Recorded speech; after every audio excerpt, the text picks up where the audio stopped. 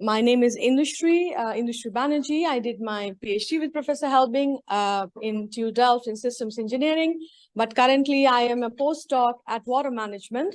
So my talk will mainly be, it has two parts. One is mainly about the thesis that I did, and I published some works with Professor Helbing. And then eventually, if we have some time left, then I will give you a small glimpse of what I do currently, which is about tigers. But anyway. So let's start with, so this is not working. So, no?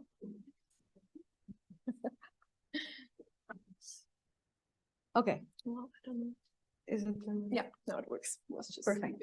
So, well, I don't think I need to convince you of these take-home messages, because I think for the last 2 days, we are constantly discussing how important it is to have values as a very essential part of our design. What I want to do, still want to convince you with this presentation, is that values are not just that we think initially of what we want to deliver, but there are also values that emerge in use. And if we do not consider that, then we eventually end up with values that we don't want, because emergent property in itself is going to happen because we're talking about complex systems. What I also want to say with this presentation that I will be able to convince you is that we can actually design more functional emergent properties than non-functional ones. So let's get to it. So how many, like in the very start, the first thing that Professor Helbing said, where are we headed? So the thing is that I think that keeps appearing, and I think I don't need to establish this. We are heading towards an increased frequency of natural disasters. And I would not say natural disasters, but disasters like earthquakes, cyclones, flooding. And this is in the last 6 months. It's just, we know that more than 100,000 people have died just till August. And it started with Turkey, where 60,000 people died. And then eventually we had floods and cyclones in Africa, in India. And this is something that is quite painful, because we see that these are actually countries that have very less to invest in resilience for disaster preparedness. And these are the countries that are most affected. So my question to you is that what is it that we are mostly trying to give here to our citizens? And I think you will all say is a voice, participation. And that is because we want them to have access to information. And I think disasters are situations when information makes a difference between what is your probability of actually surviving a disaster and coming out of it. And that's is very essential. So my question to you is that, can you actually depend on government for this, or would you rather have a more bottom-up approach?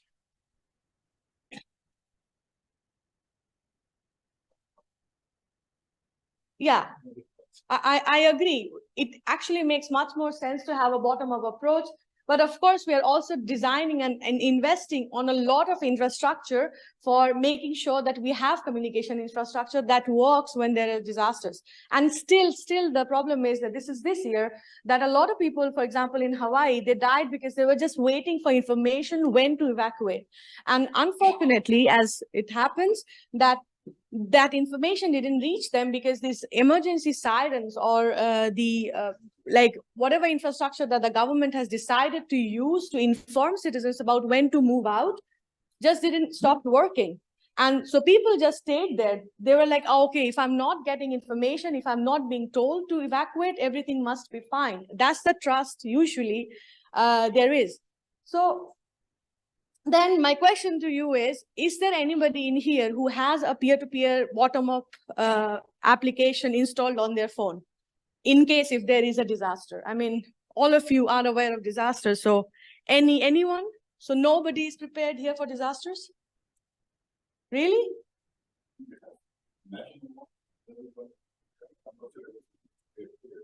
Okay. But is it, so you receive information from the government? Yes. So is there a application that you can actually use to contact your loved ones? So Okay. So an application that does not need any infrastructure. So the infrastructure is gone. So once you have a disaster, all your infrastructure is gone. You have to use your phone because that's what we can use. We can't send pigeons. So let's say either you have a trained pigeon or you have a peer-to-peer app. Which one is it? Or none? Do you know somebody? Yeah? Gotina?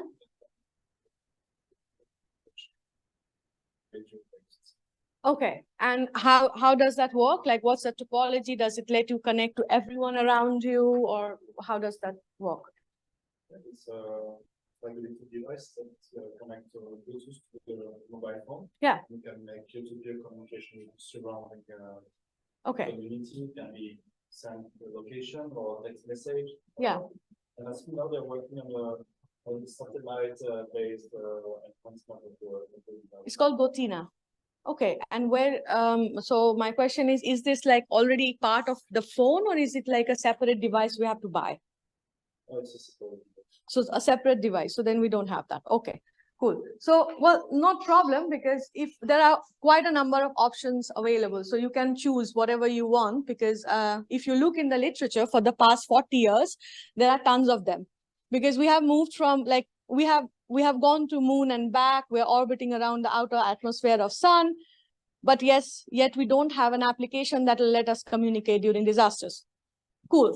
So which one shall we choose? Because these are just the names that I found in the last 20 years, which are specifically without the need of actually getting a device, let's say. So which one shall we use? So the question is, how do we decide the best? Well, there are two ways we can decide the best. Depends on who you ask, right? So like Sachit said, it's about bees and they're buzzing. So what do I do? And depending on that, and so some people would say, oh, I would want this thing to be scalable and reliable. These are operational qualities, requirements that we want a system to have. Then these are the designers and the engineers like me. So we are trained to design systems that would be more functional in performance sense. So we test if the system is good. But if you go and talk, yeah? Sorry? What people are doing when they don't have a platform anymore to communicate in case of emergency, they listen to the radio, because that's open there, right? So they have the information.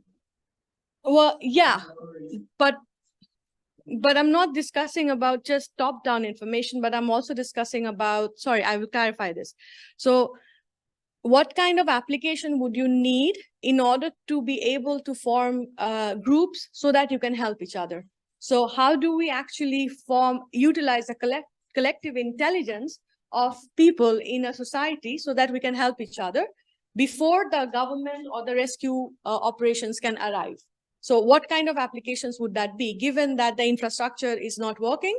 So in that case, we would always fall back into leftover technologies, like Mikhail was yesterday saying, that in Fukushima, they wanted to use whatever they had left to make their own things. So the thing is that if we want to make those things, and of course there is scientific literature on that, how would you measure the effectiveness of these things? And usually the way we measure the effectiveness of these things is through reliability, robustness, scalability, throughput. But if we go actually to a place, for example, I come from India and I was there during Nepal earthquake, I felt it. People really don't care if it is privacy preserving. They don't care about robustness and all those things. They want to be able to contact the people that they love, and they want to be able to get the information that they need, which is where is a safe place. And they want it as long as possible. And they want it for everyone, because we don't know who is important. So the requirement that was set by the UN, DRR, is that we want to democratize data access for everyone, for all affected people.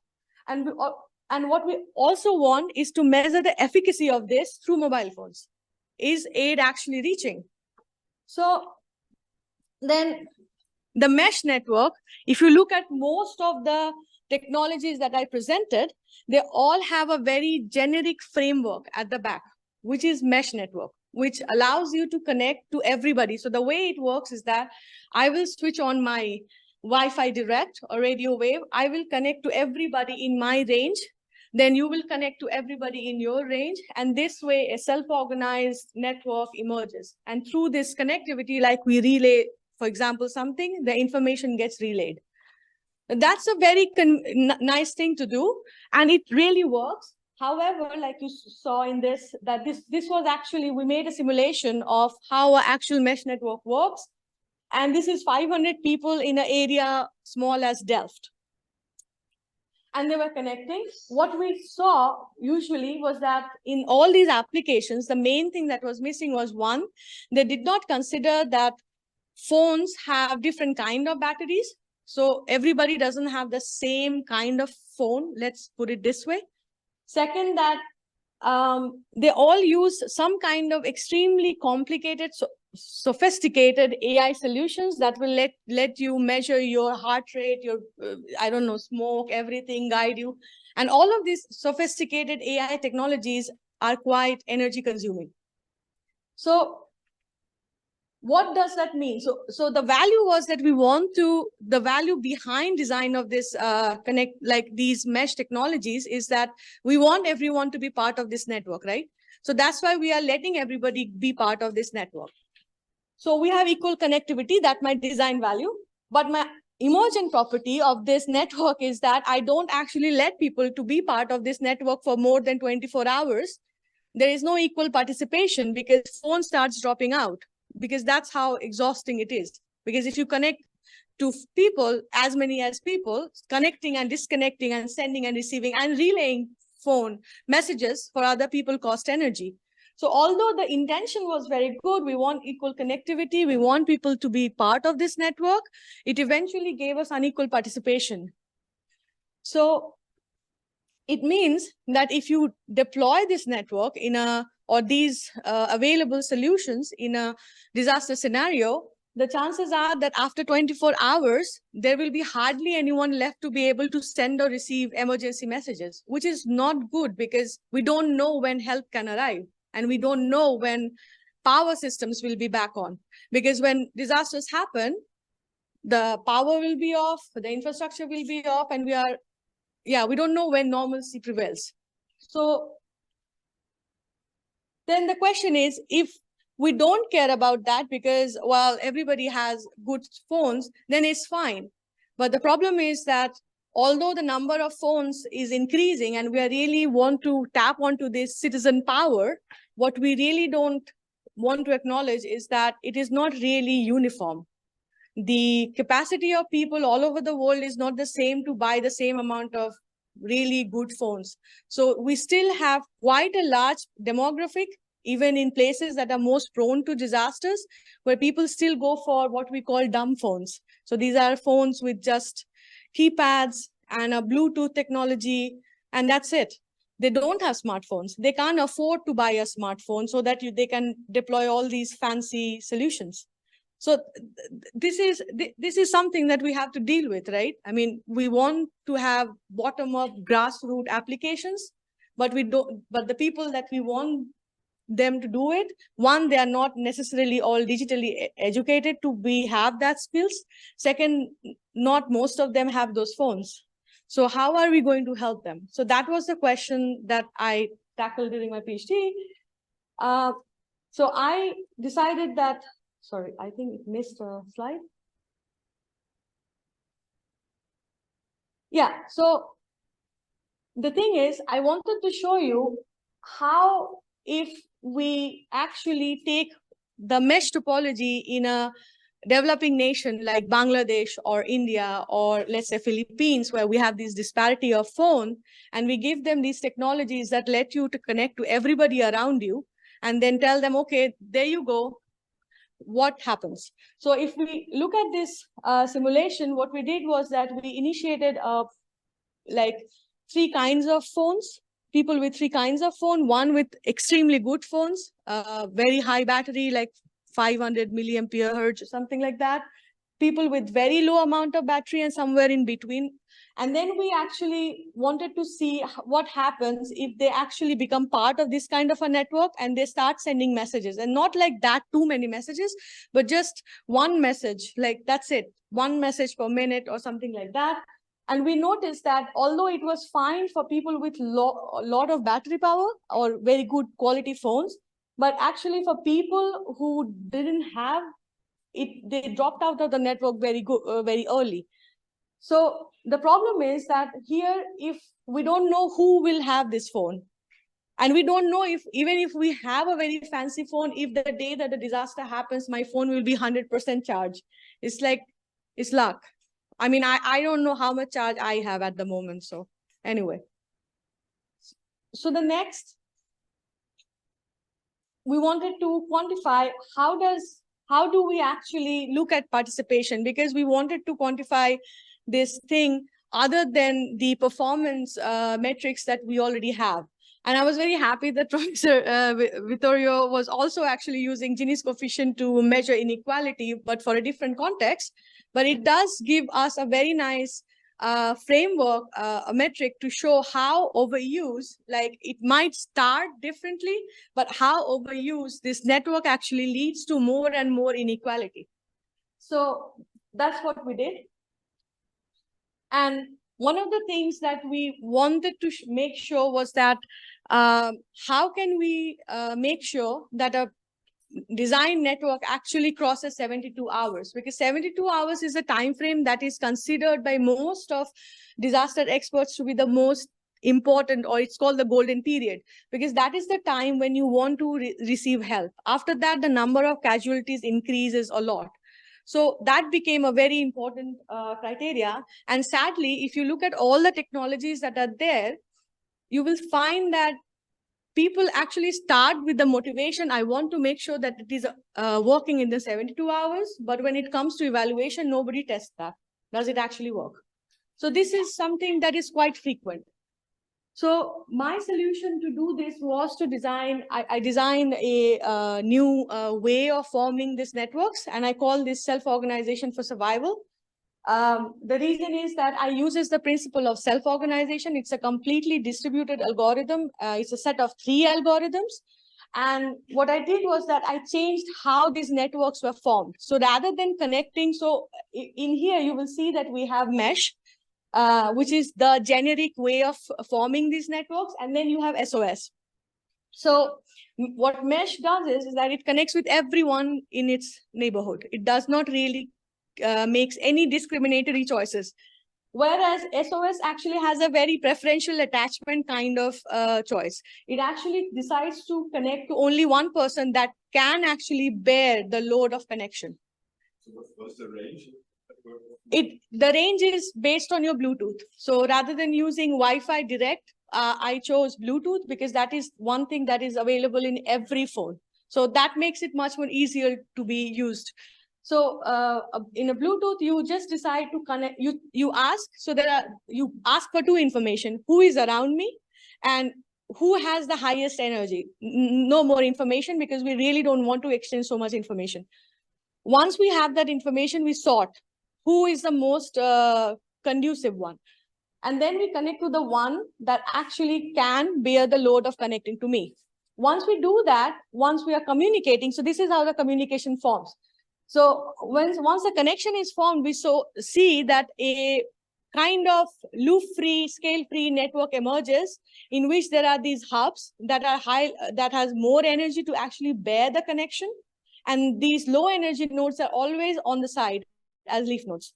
So then what is the benefit of this is that when we are communicating, so basically when we are relaying or sending or receiving messages, it automatically sends it, SOS sends it through the nodes that can actually bear relaying the messages, rather than sending it through somebody who cannot bear to relay a message.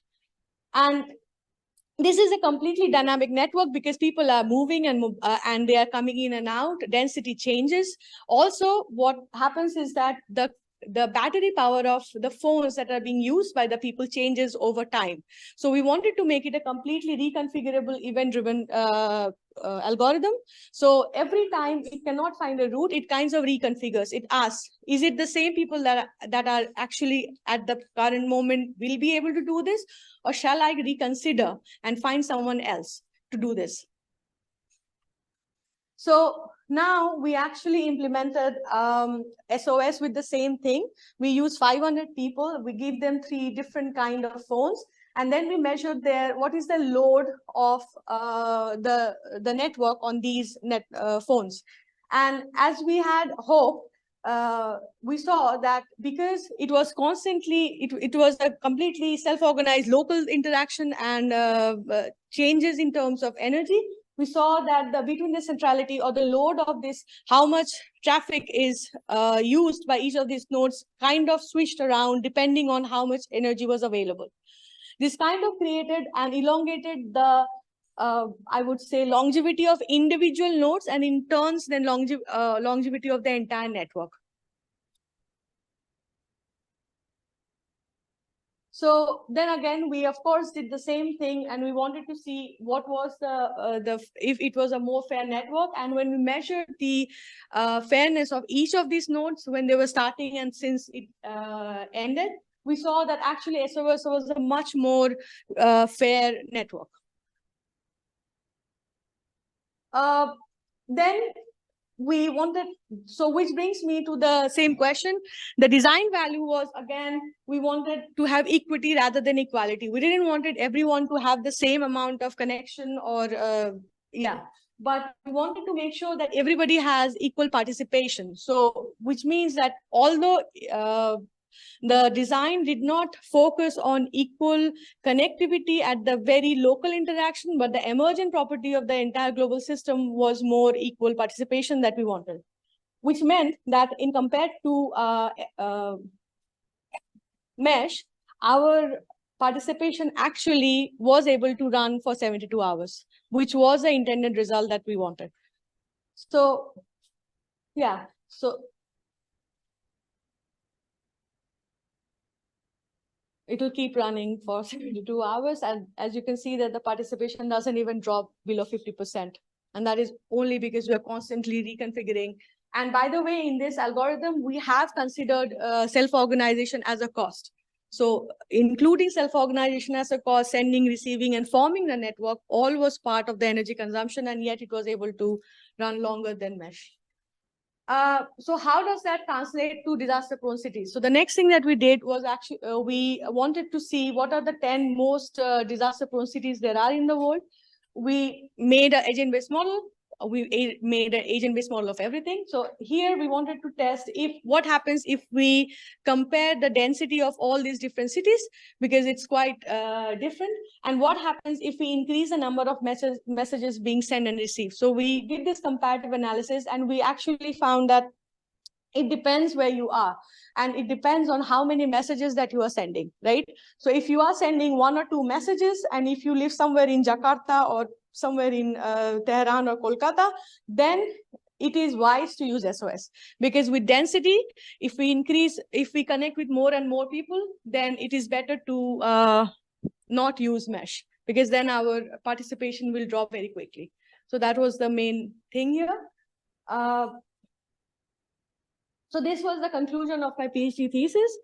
And if you, which I already said, that it is possible to actually design values. I also designed more values like inclusion and continuity, which are part of the design, but I'm not presenting it here. So if you are interested in reading more about other values, then please feel free to grab a copy, or you can also download it from Tudor University.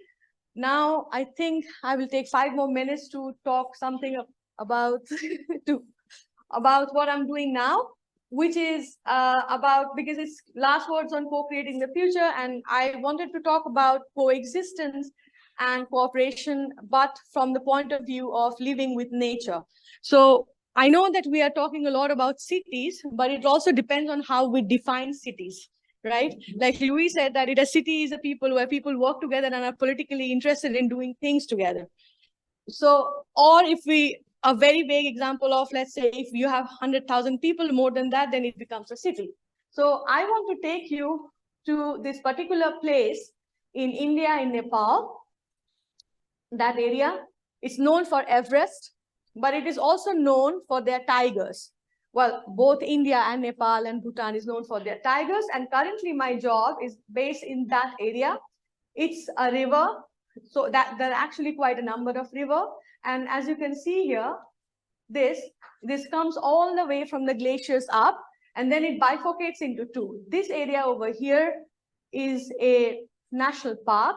Over here is another national park, and up there is another national park. And this area over here is where people live and they do agriculture. So what is happening now is that we are seeing in the last 5 years, we have seen more than 50 people who have actually died because of human-wildlife conflict. And one of the reasons that is happening is because this particular thing, this water source or the river over here feeds into these animals that live here and are also is equally important for the human settlement and for agricultural land, for irrigation and for livelihood. So I went and I stayed here. So right in the conjunction, and this place is called the Khata Corridor. It's called the Khata Corridor because it is a place where human tigers and prey meet. So you see, this is the river. This is the grasslands over here. So the prey, which is basically deers and small herbivores, they come and they eat here.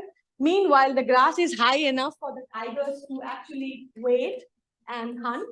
And this is the area, as you can see, I was here taking the photograph. People come, they come with their cattle, they do all kinds of activities, swim, drink water, do everything. So this is something that has been there for centuries. This is not new. This place is not new. What is new is you see the water levels. So the water levels have drastically reduced. So what I do currently is that I model human-wildlife conflict, and I look at how do changes in water availability impact human-wildlife conflict, and if we can revive the river, and what is exactly in terms of climate change, what do we actually mean by climate change, that can make Bardia, this place is called Bardia, survive again and basically eat my tigers. I love my tigers. So what do? I make again agent-based models, and for that, this time, fortunately, I have a lot of spatial data and I have a lot of actual data on tigers. So these my tigers, there are 117 tigers there, 42 male and rest female. They are all collared, and we capture their movement patterns. And then I use that data and I use the water availability in the rivers to see how that changes. So this is a flow diagram. This is a flow of the river. Then I use that to make, for example, I see what if the rain changes. So what happens throughout in the next 20 years and what has happened in the last, where if you change the river or the amount of water that comes or the rain that comes, how does that impact the formation of the rivers? So as you can see here, it's a model of rainfall. So I can tweak around how much temperature there will be. And so it's a hydrological model, but it's made in agent-based modeling. And then I fill in these rivers. And depending on how the digital elevation of the area changes or how, let's say, temperature changes, this will change. Then I use this to actually make so I make a separate model of tiger behavior where I actually give my tigers to move around.